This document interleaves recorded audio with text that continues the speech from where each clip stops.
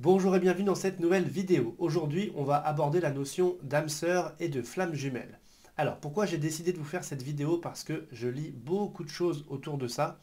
Et en fait, il y a énormément de principes qui sont venus se greffer à tout ça et ça crée plutôt de la confusion et ça nous éloigne de ce principe très simple que sont les flammes jumelles et les âmes sœurs. Donc, je vais tout vous expliquer, vous allez voir, c'est hyper simple et au moins après, quand on vous en parlera, vous saurez. Euh, par lequel je commence? Allez, on va dire âme sœur. Qu'est-ce qu'une âme sœur? Que sont des âmes sœurs? Les âmes sœurs, en fait, ce sont des âmes qui se sont déjà incarnées en un temps donné dans une ou plusieurs vies antérieures et qui se retrouvent dans cette vie-là. Et en fait, on peut être de la même famille, mais on peut être aussi des amis, etc., etc. Il faut toujours imaginer que dans notre incarnation, on incarne un corps, ok, et c'est comme si on jouait un rôle, d'accord? C'est comme si je monte pour jouer une pièce de théâtre, eh bien, il y a qui je suis et quel rôle je joue, d'accord? Eh bien là, c'est un petit peu pareil. Le qui je suis, ce serait notre âme, quel rôle je joue, c'est notre corps, notre personnalité, notre identité dans cette incarnation-là.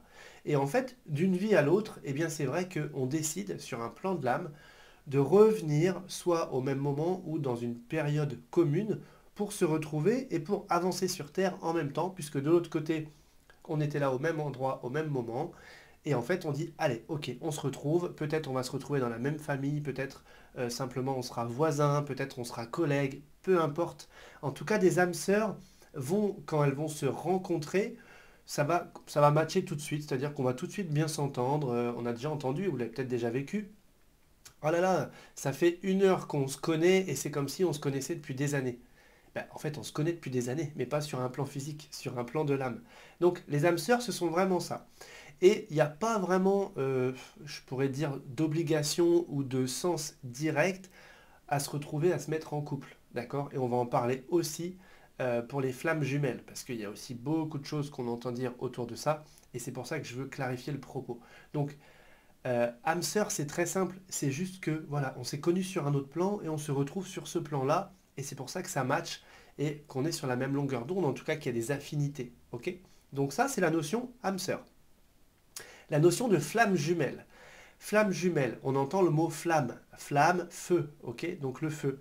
Eh bien en fait, il faut imaginer qu'il y a, on va dire, l'esprit source qui s'est divisé en plusieurs esprits, qui s'est divisé en plusieurs âmes. Pourquoi? C'est comme si l'esprit source, en se divisant comme ça, eh bien, va évoluer plus rapidement, va euh, engranger, on va dire, un nombre d'expériences plus important qu'en un, en fait. Donc, c'est comme des subdivisions, et c'est pour ça qu'on dit toujours qu'on est tous reliés, et qu'il y a cet inconscient collectif aussi, que finalement, mes expériences vont, on pourrait dire, dans une base de données commune de la source, et c'est pareil pour tout le monde. Donc, tout profite à tout le monde, et c'est aussi pour ça que, même si ça peut être éloigné, les actes des uns peuvent impacter les actes des autres, puisque finalement, on est tous reliés par cette partie de l'esprit source. Ok? Donc pour en revenir aux flammes jumelles, eh bien en fait une flamme jumelle, ce sont deux âmes qui sont issues du même feu. Donc on peut imaginer qu'il y a eu plusieurs feux différents qui ont été issus de la source, et de ce feu est né plusieurs âmes. D'accord? Eh bien en fait, des âmes qui sont issues du, du même feu vont être des flammes jumelles. Ok? Et c'est pour ça qu'il y a cette notion de... C'est comme si on a la même source à un niveau plus un et après à un autre niveau, tout le monde a la même source. Mais à ce niveau plus un, effectivement, on est issu du même feu. Ce qui veut dire qu'il va y avoir beaucoup d'affinités, mais c'est normal. Là, on est vraiment sur la même longueur d'onde, sur un plan vibratoire.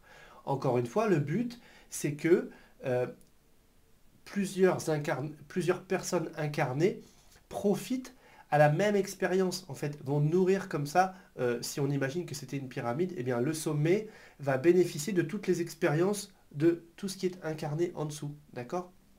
Et donc en fait, quand on parle de flamme jumelle, effectivement, il y a une notion vibratoire qui est très proche. Moi j'ai déjà entendu dire des personnes, bah oui, mais moi cette personne-là, si elle se sent mal, je me sens mal, etc. Enfin, forcément, on résonne sur une fréquence qui est très proche, très similaire.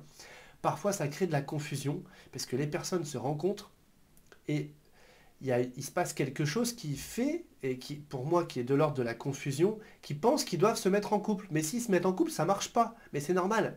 C'est pas fait pour être en couple, d'accord? C'est juste que, par effet vibratoire, on peut se retrouver dans cette vie-là, mais à la limite, on pourrait faire notre vie et cette incarnation sans jamais se voir, puisque ce n'est pas le but.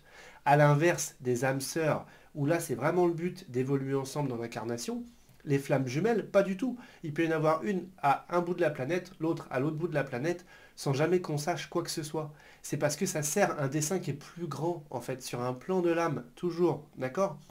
Et quand deux flammes jumelles se retrouvent dans cette vie-là, il se passe quelque chose sur un plan énergétique et vibratoire qui dépasse souvent les gens et qui crée de la confusion. Et j'ai envie de vous dire, si ça vous arrive, prenez la décision consciente de dire on n'est pas fait pour se mettre en couple. Par contre, ça match, il se passe quelque chose. Donc, soit on arrive à tenir cette règle de dire on ne se met pas en couple et on continue de se côtoyer, et si c'est pas gérable, arrêtez de vous côtoyer juste en vous disant ok, on se retrouvera sur un autre plan, c'est juste qu'on est issus du même feu, et tout ça, ça vient nous brouiller sur un plan conscient dans ce plan de la matière. Mais ne vous faites pas avoir. Donc on a d'un côté les flammes jumelles, de l'autre côté les âmes sœurs, ok. Et après, par-dessus tout ça, il y a tout un tas de termes qui sont venus se greffer, etc. et qui sèment la zizanie et qui mettent du flou sur tout ça.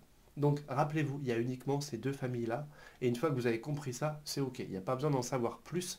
Ce que vraiment j'aimerais préciser, c'est effectivement pour les personnes qui vivent quelque chose avec une flamme jumelle, c'est pas parce que c'est votre flamme jumelle que vous devez faire votre vie, vous mettre en couple. Et franchement, à chaque fois que j'ai vu ça, ça a fait quoi? Il s'est passé des trucs. C'est normal, c'est pas le but. Et en fait, on s'y méprend et on a une mauvaise interprétation sur un plan physique, humain, de ce qui se passe en fait, de cette réaction énergétique. D'accord? Voilà. Donc, si vous entendez parler autour de vous des personnes qui sont un peu dans la confusion avec tout ça, conseillez-leur cette vidéo.